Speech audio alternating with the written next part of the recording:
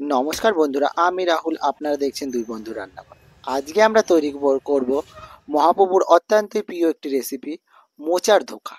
মোচার ধোকা তৈরি করার জন্য প্রথমেই আমরা বাগান থেকে একটি মোচা কেটে আনলাম। মোচাটি এবার আমরা সুন্দরভাবে ছাড়িয়ে নেব।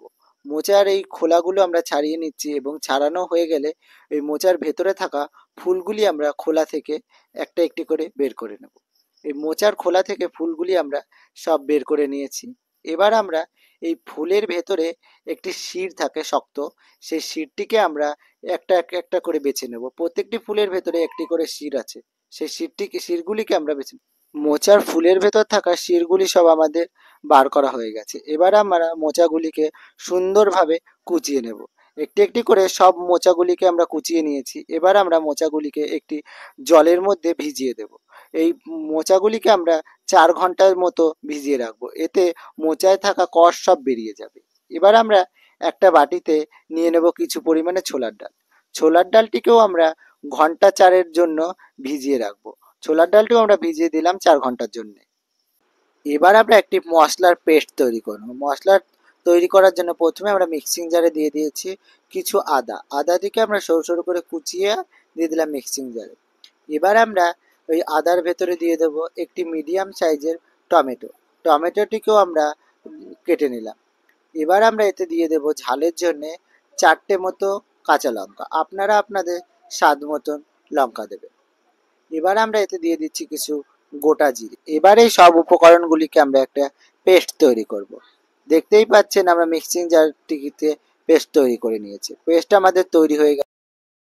এবার আমরা গ্যাসের ওপর বসিয়ে দিয়েছি একটি কড়াই, কড়াইতে দিয়ে দিয়েছি জল। এবার আমরা সে আগে থেকে কুচিয়ে রাখা মোচাগুলি আমরা দিয়ে দিচ্ছি, দিয়ে আমরা ঢাকনা দিয়ে ঢেকে দিচ্ছি। মোচাগুলি সেদ্ধ হচ্ছে, এই ফাঁকে আমরা সে আগে থেকে ভিজিয়ে রাখা ছোলার ডালগুলি একটি পেস্ট তৈরি করে নেব।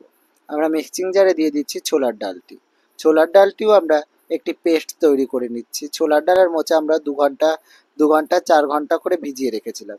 এদিকে আমাদের ছোলার ডালের পেস্টও তৈরি হয়ে গেছে, আবার মোচাটিও আমাদের সেদ্ধ হয়ে গেছে। মোচাটিকে আমরা নামিয়ে ঠান্ডা করে নেব। মোচাটি একটু ঠান্ডা হয়ে গেলে ওই একই মিক্সিং জারে আমরা মোচাটিরও একটি পেস্ট তৈরি করে নেব।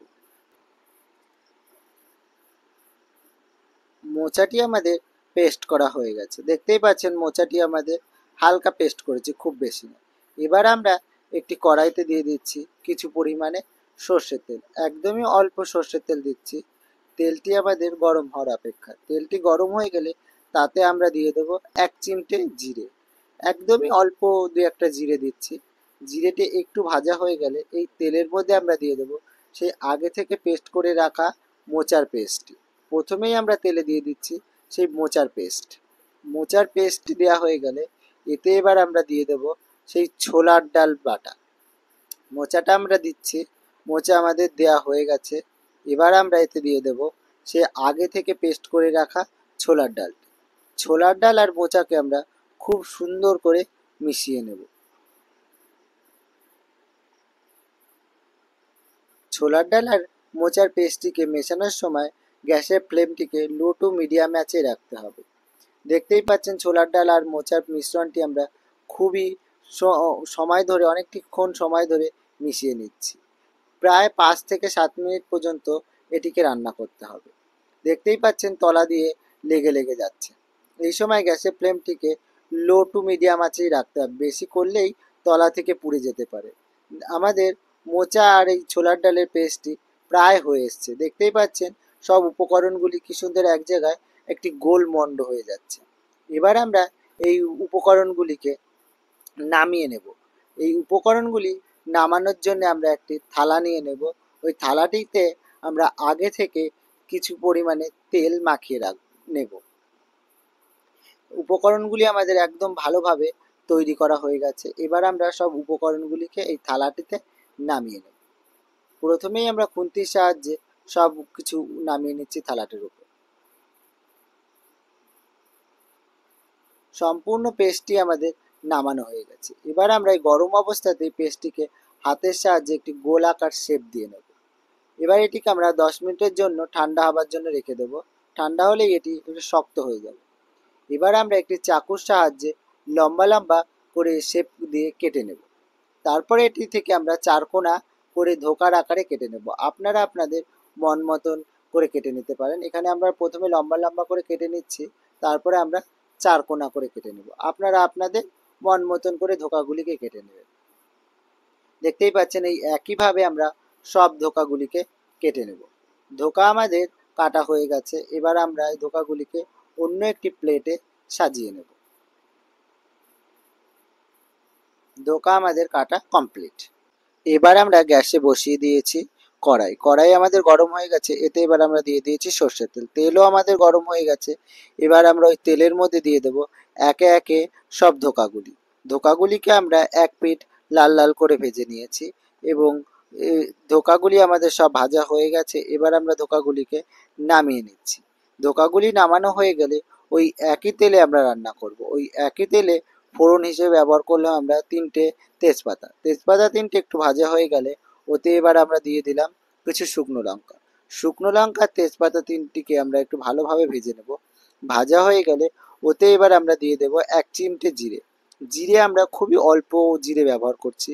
জিরেটি আমাদের একটু ভালো করে ভাজা হয়ে গেলে এতে এবার আমরা দিয়ে দেব সেই আগে থেকে তৈরি করে রাখা পেস্টটি। জিরে, শুকনো লঙ্কা, তেজপাতা সব উপকরণগুলি আমাদের ভালোভাবে ভাজা হয়ে গেছে। এবার আমরা এতে দিয়ে দিচ্ছি সে আগে থেকে তৈরি করে রাখা পেস্টটি। এবার আমরা মশলাটিকে তেলের সঙ্গে ভালোভাবে মিশিয়ে নেব।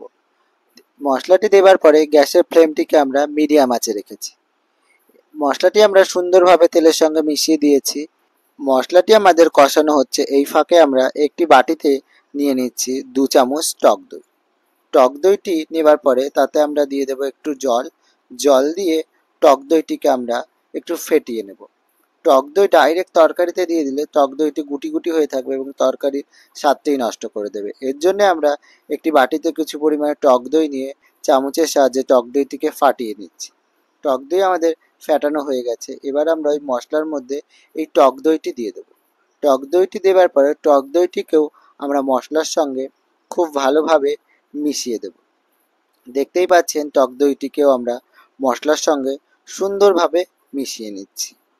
টক দই আমাদের মেশানো হয়ে গেছে। এবার আমরা গ্যাসের ফ্লেমটিকে একটু বাড়িয়ে দেব।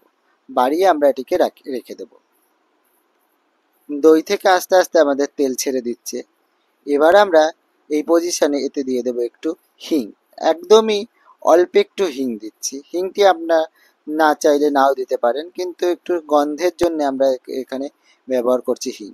হিংটিকেও আমরা মশলার সঙ্গে সুন্দরভাবে মিশিয়ে দিচ্ছি।